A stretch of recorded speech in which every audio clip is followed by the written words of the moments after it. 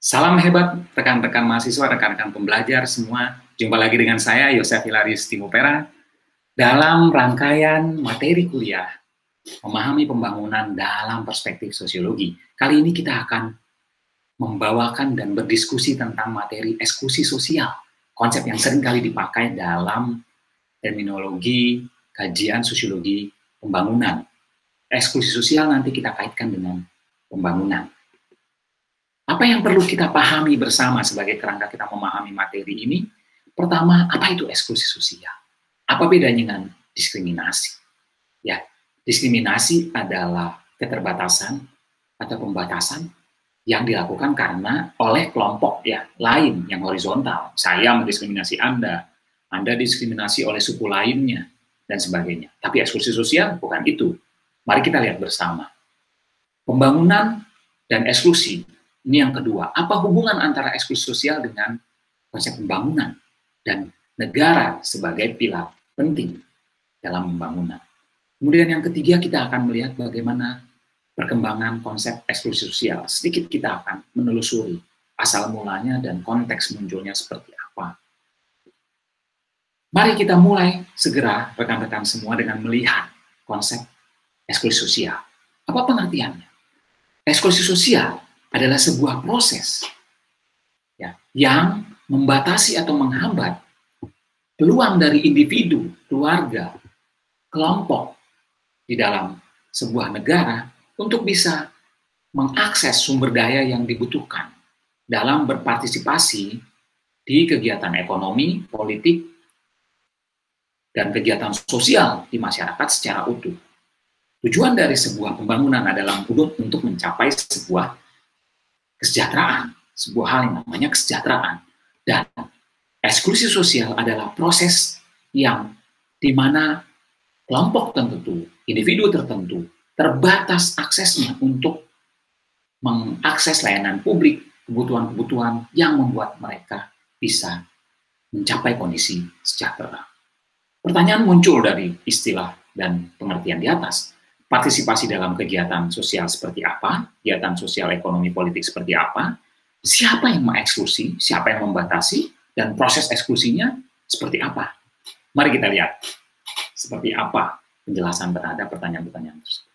Kita sedikit pinjam konsep dari Pearson tahun 2002. Pearson menegaskan bahwa eksklusi sosial adalah proses di mana individu atau kelompok masyarakat terputus dari layanan, jejaring sosial, dan peluang untuk berkembang yang sebenarnya berhak dinikmati oleh sebagian besar masyarakat.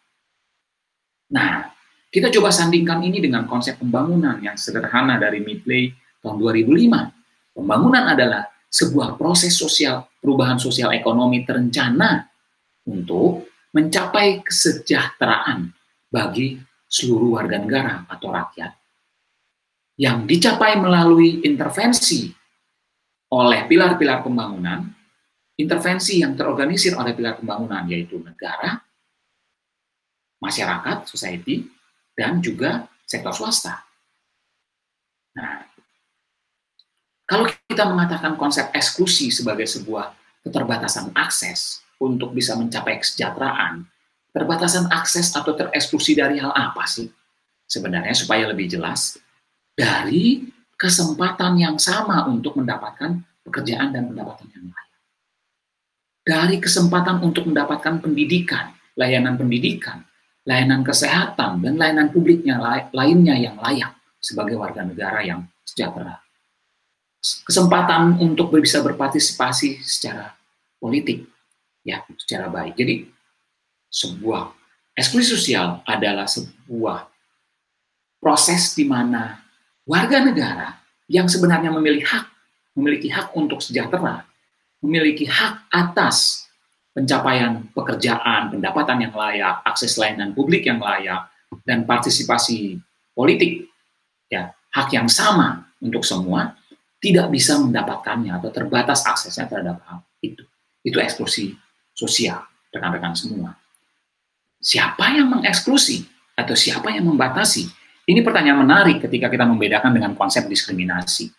Diskriminasi adalah pembatasan atau keterbatasan yang dibuat oleh kelompok lain secara horizontal. Suku ini mendiskriminasi suku ini, ras ini mendiskriminasi ras ini, dan sebagainya.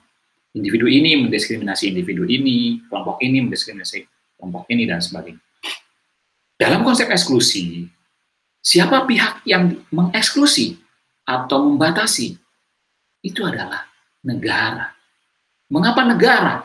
Karena negara adalah pihak yang memiliki wewenang untuk mengatur, membuat kebijakan dalam menjamin akses yang sama bagi setiap warga negara untuk mencapai tujuan dari pembangunan, yaitu mencapai kesejahteraan. Ya, terpenuhinya kebutuhan dasar, terpenuhinya akses terhadap pelayanan publik yang berkualitas, dan partisipasi politik, ya, rasa aman dan sebagainya. Jadi, apabila negara tidak mampu menyediakan kebijakan, intervensi kebijakan untuk bisa menjamin hak yang sama, akses yang sama terhadap kebutuhan dasar yang berkualitas, layanan publik, dan juga partisipasi politik dan rasa aman tadi, negara sudah mengeksklusi. Kenapa? Karena legitimate power untuk membuat kebijakan dalam menjamin hak yang sama ke aspek-aspek kesejahteraan tadi ada pada negara. Jadi siapa yang mengeksklusi dalam konsep eksklusi sosial ini? Negara yang tidak mampu secara optimal membuat kebijakan untuk bisa membuka akses yang sama bagi setiap warga negara dalam hak-haknya tadi. Berbeda dengan konsep diskriminasi. Seperti apa eksklusi sosial terjadi, rekan-rekan pembelajar semua? Tidak adanya regulasi yang menjamin akses yang sama tadi, ya, membuat kondisi yang senjang antar bagian-bagian masyarakat. Lalu kemudian mekanisme pasar dibiarkan sehingga yang mampu mengakses, yang tidak mampu tidak bisa mengakses. Nah, inilah eksklusi sosial kemudian terjadi. Jadi kebijakan tidak mampu membuka akses untuk semua, akhirnya yang terjadi kondisi yang senjang dan survival of the fittest, persaingan bebas, mekanisme pasar dibiarkan. Eksklusi terjadi. Siapa yang tereksklusi? Istilahnya disebut dengan kelompok marginal yang tereksklusi. Siapa yang mereka kelompok marginal? Kelompok marginal adalah kelompok-kelompok masyarakat yang tidak bisa mengikuti alur pembangunan, tersisih dan terbatas aksesnya pada sejumlah aspek pembangunan, pada sejumlah aspek kesejahteraan, yaitu layanan publik yang berkualitas, kondisi ekonomi yang baik, pendidikan dan kesejahteraan, pendidikan dan pekerjaan yang baik, akses terhadap layanan-layanan kebutuhan dasar yang baik, layanan publik, dan partisipasi politik. Mereka yang marginal, kelompok marginal adalah kelompok yang terbatas aksesnya pada aspek-aspek kesejahteraan tersebut. Nah, di bagian kedua ini kita lihat sekilas ya, rekan-rekan. 1-2 menit kita lihat secara histori munculan konsep eksklusi sosial. Konsep eksklusi sosial mulai digunakan di Perancis, rekan-rekan semua, pada tahun 70-an. Dan konsep ini muncul sebagai sebuah reaksi konkret atas mekanisme pembangunan yang berlangsung di Eropa Barat waktu itu. Mekanisme waktu itu, pembangunan, model ekonomi pembangunannya, kesejahteraan diserahkan pada mekanisme pasar. Negara tidak terlalu banyak perannya. Ya, negara tidak terlalu banyak perannya. Nah, market mechanism, bukan state mechanism. Nah, sistem industrialisasi yang berkembang diiringi dengan state yang perannya sedikit, membuat mekanisme pasar yang menjadi dominan. Dan konsep eksklusi mengacu pada ketidakmampuan sekelompok orang-orang tertentu untuk bisa menikmati keuntungan dari pembangunan itu, ya, dari industrialisasi yang berkembang. Misalnya kelompok orang cacat, manula, kelompok miskin, kelas pekerja miskin, dan sebagainya. Nah, ini yang kemudian memicu munculnya istilah atau konsep negara kesejahteraan, ya. Jadi sekali lagi, konsep eksklusi sosial ini menekankan pada self-regulating market, ya, reaksi terhadap self-regulating market, ketimpangan yang terjadi karena urusan kesejahteraan diserahkan pada mekanisme pasar, ya, tanpa proteksi sosial dari kebijakan negara. Kemiskinan kemudian terjadi, khususnya pada kelas pekerja, akibat proses industrialisasi dan mekanisme pasar tanpa proteksi kebijakan negara itu. Di sisi lain, negara juga mengambil pajak dari itu. Akibatnya muncul reaksi-reaksi kekuatan sosial untuk menuntut jaminan sosial, untuk menuntut proteksi, sehingga ada hak yang sama, rekan-rekan semua. Pada akhirnya,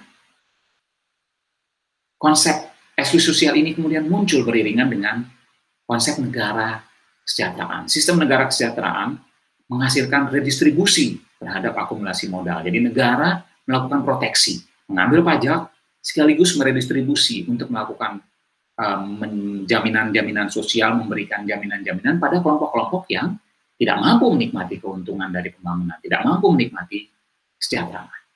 Nah, pada konteks itu, pada konteks negara kesejahteraan ini, mereka yang miskin dan masih tersisih, meskipun intervensi negara sudah dilakukan, itu disebut sebagai kelompok yang tereksklusi.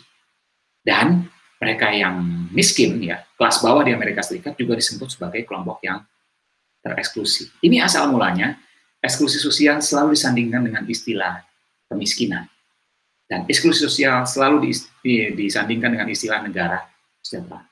Sudah ada welfare state, redistribusi pajak kepada pihak kelompok-kelompok yang marginal, tapi masih terbatas akses. Eksklusi sosial terjadi dan semakin jelas kaitannya dengan kemiskinan. Demikian rekan-rekan yang bisa kita diskusikan di video kali ini. Salam hebat untuk kita semua, salam sehat, salam luar biasa.